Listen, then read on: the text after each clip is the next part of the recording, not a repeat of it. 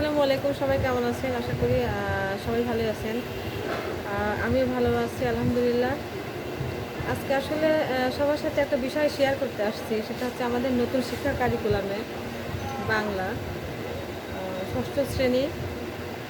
আর হচ্ছে এটা হলো পৃষ্ঠা নাম্বার হচ্ছে ৪৭। পৃষ্ঠা নাম্বার ৪৭। এখানে বাক্যের অর্থ ঠিক রেখে বিপরীত শব্দ বসাই।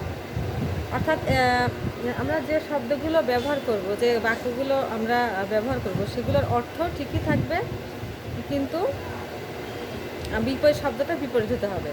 এখন শব্দটা হচ্ছে মানে দোষ, গুণ, ভালো, মন্দ, এরকম পরিমাণ, হ্যাঁ, অবস্থা, এইসব। আর অর্থাৎ হচ্ছে অবস্থা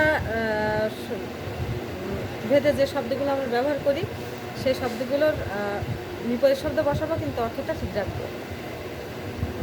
তো এরকম কিছু এখানে কিছু বাক্য আছে, যেরকম ষষ্ঠ শ্রেণী মানে আমাদের সেই নতুন শিক্ষা কারিকুলামে যে বিষয়গুলো মানে তুলে ধরার চেষ্টা করেছে, সেটা হলো যে আমরা শিক্ষাটা গ্রহণ করব একদম মানে আনন্দের সাথে, মজা করে মানে মজা করে শিখবো, এরকম। তো এরকম কিছু বাক্য আমি আপনাদের সাথে শেয়ার করি।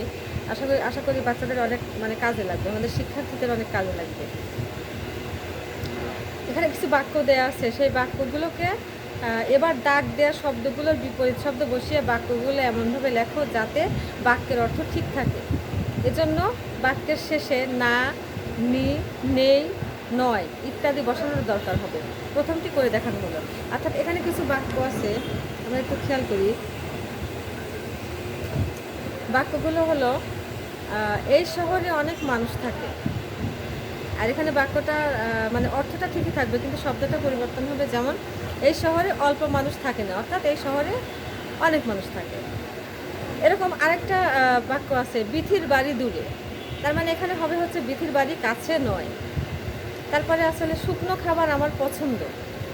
এখানে আমরা পরিবর্তন করতে পারি যে শুকনো খাবার আমার অপছন্দ নয়। আজ গরম পড়েছে, অর্থাৎ আজকে শীত পড়ে নাই। তিনি ঘুমিয়েছিলেন, তিনি জেগেছিলেন না। এ জমি উর্বর, এ জমি অনুর্বর নয়। ভালো কাজ করব, অর্থাৎ খারাপ কাজ করব না। তুমি যাও, অর্থাৎ তুমি এসো না। ছেলেটি চালাক, তার মানে ছেলেটি বোকা নয়। কুকুর বিশ্বাসী প্রাণী, তার মানে কুকুর অবিশ্বাসী প্রাণী নয়। এই যে শব্দগুলো আমরা ব্যবহার করলাম, শব্দগুলো কিন্তু সবই বিপরীত শব্দ আমরা বসাইছি, কিন্তু আমাদের অর্থ কিন্তু ঠিক থেকেছে। তো এরকম করে বাক্যগুলো যদি আমরা করে পরিবর্তন করি, তাহলে কিন্তু আমরা অর্থ ঠিকই রাখবো, কিন্তু হচ্ছে আমাদের শব্দগুলো পরিবর্তন হয়ে যাবে। তো এভাবে কিন্তু আসলে এই যে আমাদের শিক্ষার্থীদের আগে যেভাবে মুখস্থ করেছি, এই মুখস্থ বিষয়টা কিন্তু এখন আর নাই। এখন কিন্তু অর্থটা বুঝে বুঝে সুন্দর করে কিন্তু মজায় মজায় কিন্তু শিক্ষার্থীরা শিখতে পারবে। তো এই জন্য আমরা নতুন শিক্ষা কারিকুলামটাকে আমরা আসলে আশীর্বাদ হিসেবে নেওয়াটাই মনে হয় আমাদের উচিত।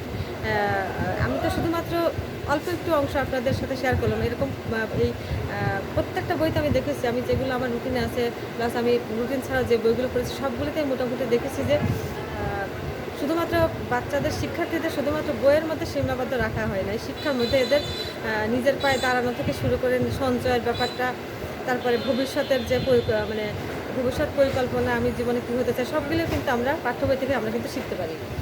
তো এই জন্য আমরা কিন্তু নতুন শিক্ষা কারিকুলামটাকে আমরা কিন্তু সবসময় আশীর্বাদ হিসেবেই নেব।